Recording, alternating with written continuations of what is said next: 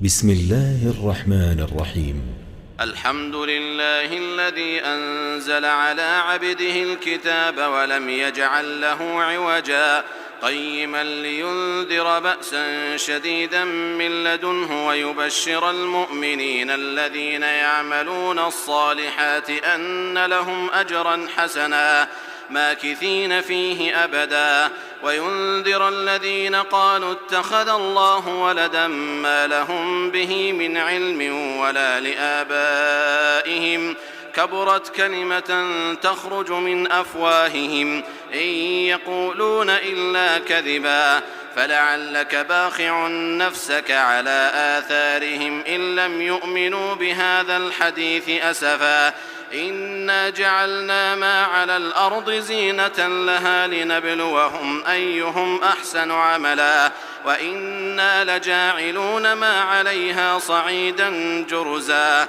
أم حسبت أن أصحاب الكهف والرقيم كانوا من آياتنا عجبا إذ أوى الفتية إلى الكهف فقالوا ربنا آتنا من لدنك رحمة وهيئ لنا من أمرنا رشدا فضربنا على آذانهم في الكهف سنين عددا ثم بعثناهم لنعلم أي الحزبين أحصى لما لبثوا أمدا نحن نقص عليك نبأهم بالحق إنهم فتية آمنوا بربهم وزدناهم هدى وربطنا على قلوبهم إذ قاموا فقالوا ربنا رب السماوات والأرض لن ندعو من دونه إلها لقد قلنا إذا شططا هؤلاء قومنا اتخذوا من دونه آلهة لولا يأتون عليهم بسلطان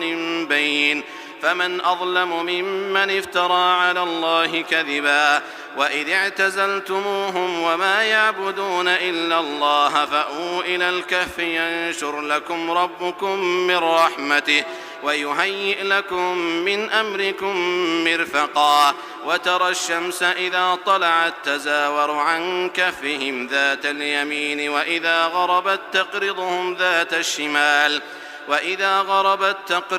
ذات الشمال وهم في فجوة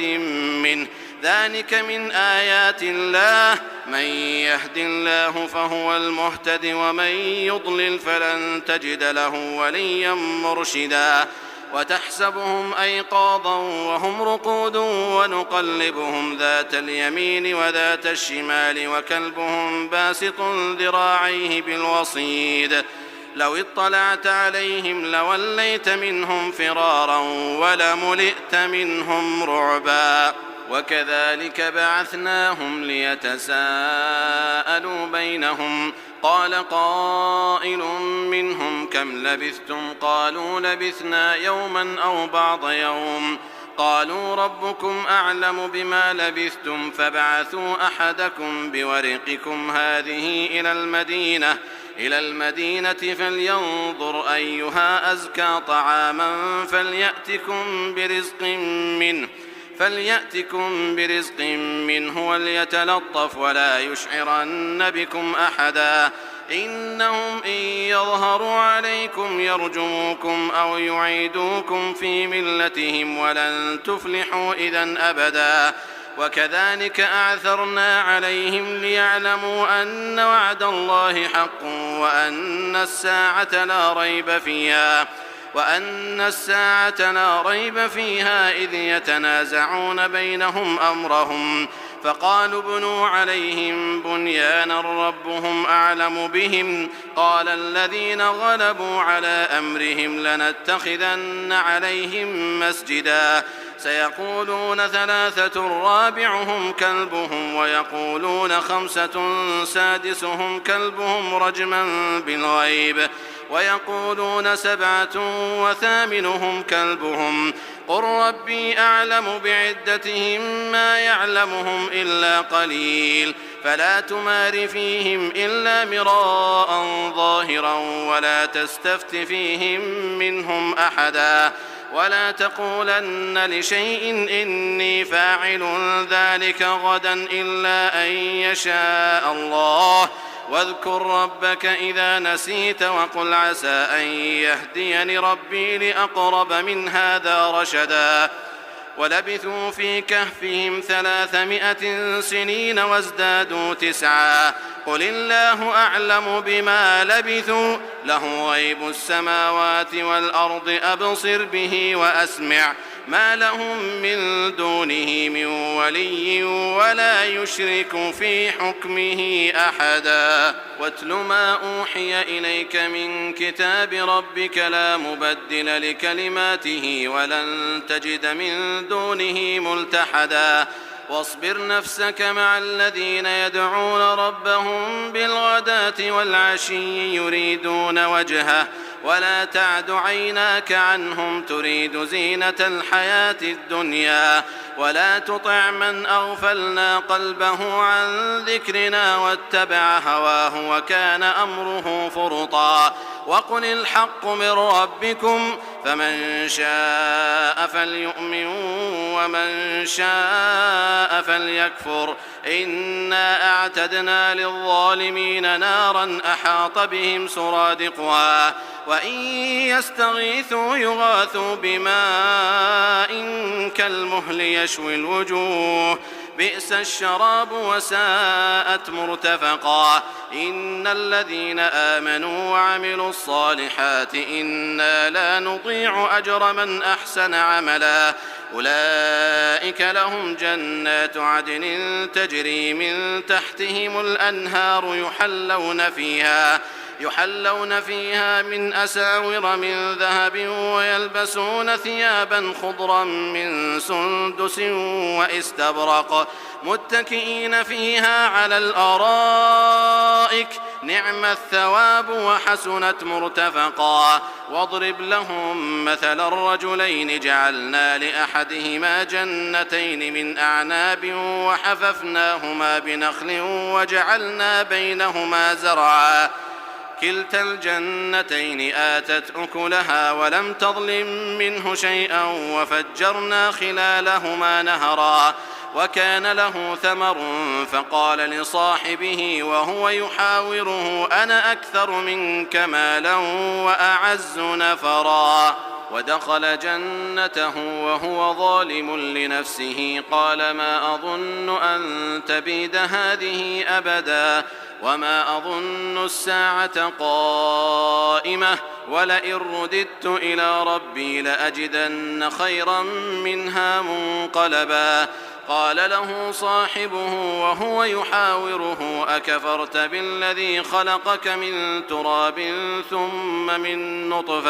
ثم من نطفة ثم سواك رجلا لكن هو الله ربي ولا أشرك بربي أحدا ولولا إذ دخلت جنتك قلت ما شاء الله لا قوة إلا بالله إن ترني أنا أقل منك مالا وولدا فعسى ربي أن يؤتيني خيرا من جنتك ويرسل عليها حسبانا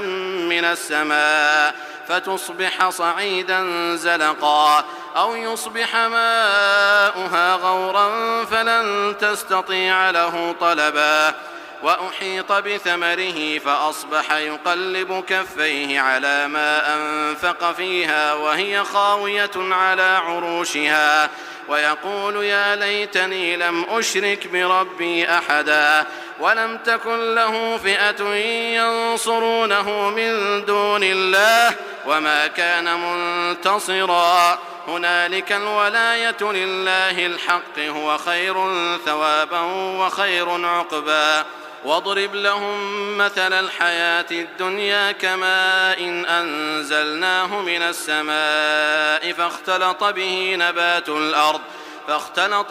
نبات الأرض فأصبح هشيما تذروه الرياح وكان الله على كل شيء مقتدرا المال والبنون زينة الحياة الدنيا والباقيات الصالحات خير عند ربك ثوابا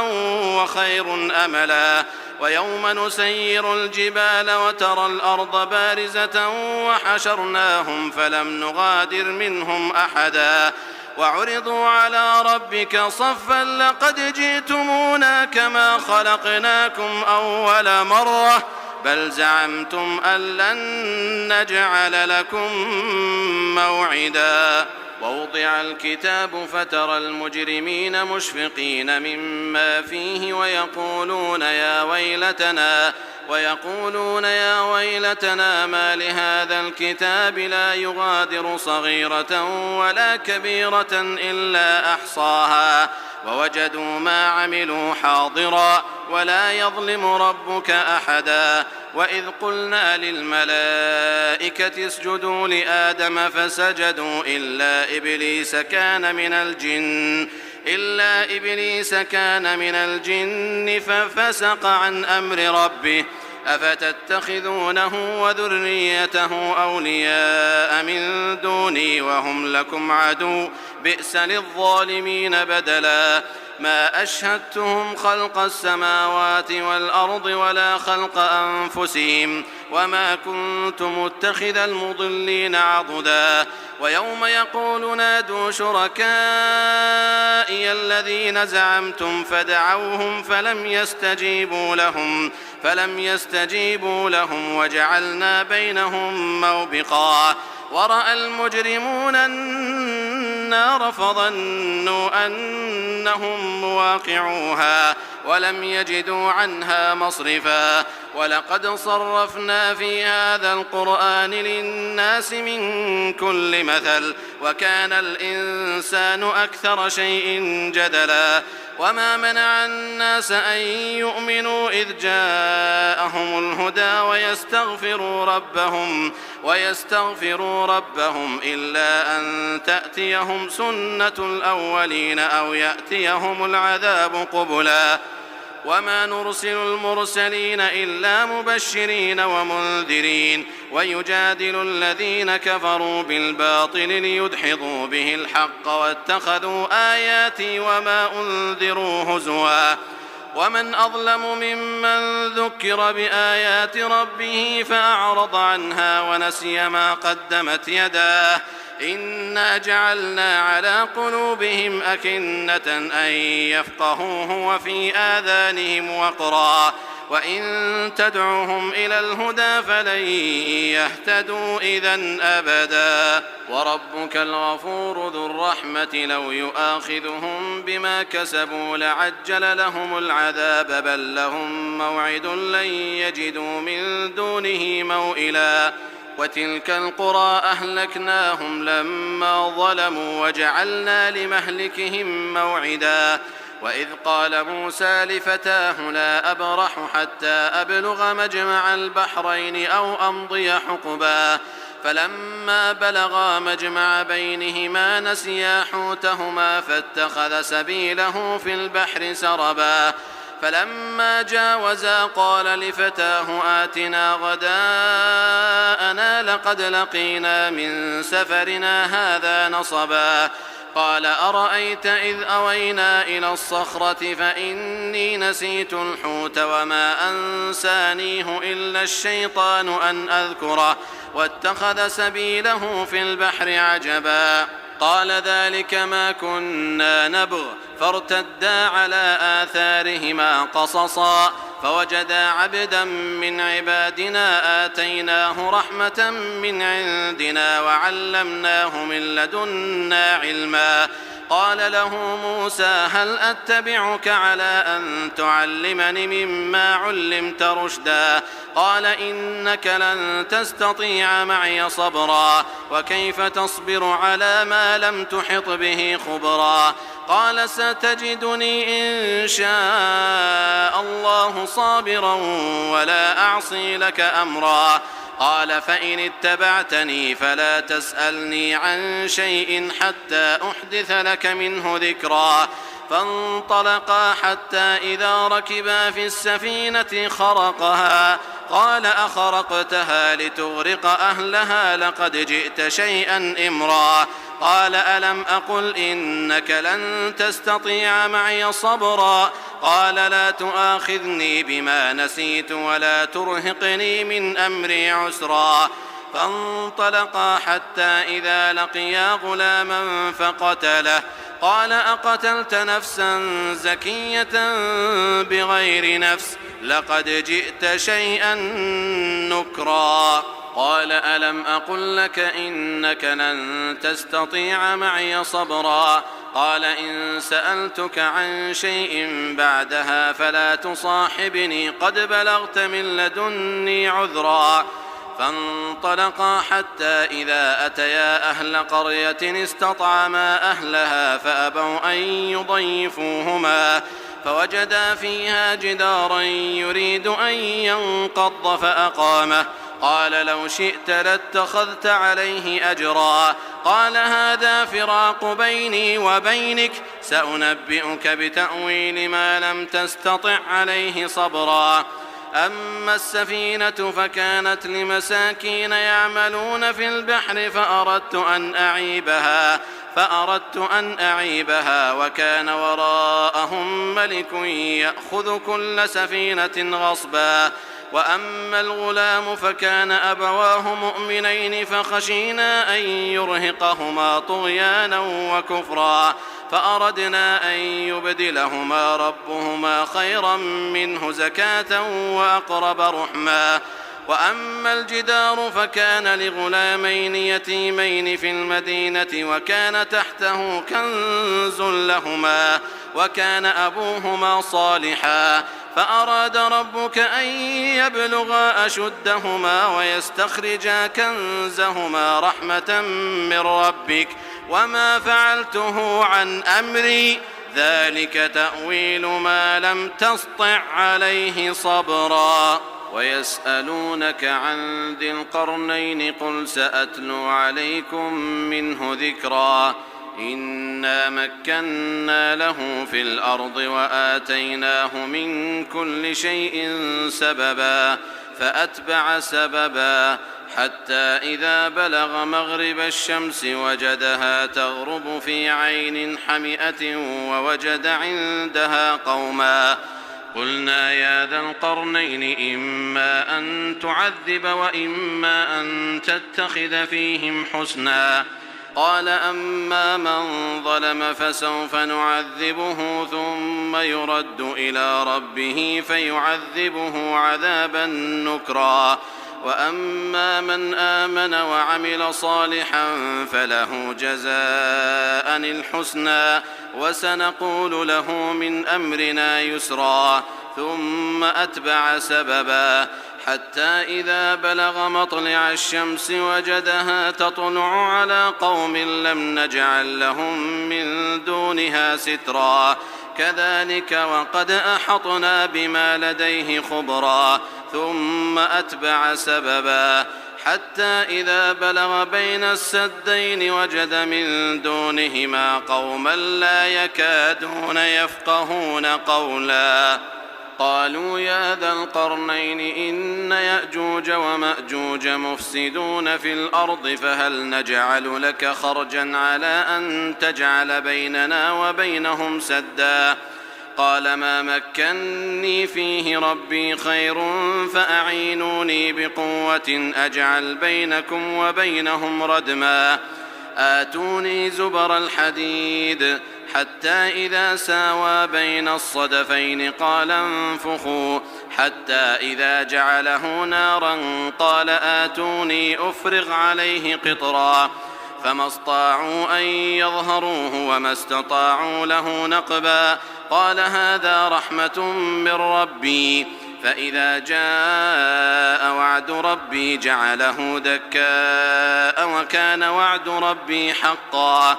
وتركنا بعضهم يومئذ يموج في بعض ونفخ في الصور فجمعناهم جمعا وعرضنا جهنم يومئذ للكافرين عرضا الذين كانت أعينهم في غطاء عن ذكري وكانوا لا يستطيعون سمعا أفحسب الذين كفروا أن يتخذوا عبادي من دوني أولياء إنا أعتدنا جهنم للكافرين نزلا قل هل ننبئكم بالأخسرين أعمالا الذين ضل سعيهم في الحياة الدنيا وهم يحسبون أنهم يحسنون صنعا أولئك الذين كفروا بآيات ربهم ولقائه فحبطت أعمالهم فلا نقيم لهم يوم القيامة وزنا ذلك جزاؤهم جهنم بما كفروا واتخذوا آياتي ورسلي هزوا إن الذين آمنوا وعملوا الصالحات كانت لهم جنات الفردوس نزلا خالدين فيها لا يبغون عنها حولا قل لو كان البحر مدادا لكلمات ربي لنفد البحر قبل أن تنفد كلمات ربي ولو جئنا بمثله مددا قل إنما أنا بشر مثلكم يوحى إلي أنما إلهكم إله واحد فمن كان يرجو لقاء ربه فليعمل عملا صالحا ولا يشرك بعبادة ربه أحدا.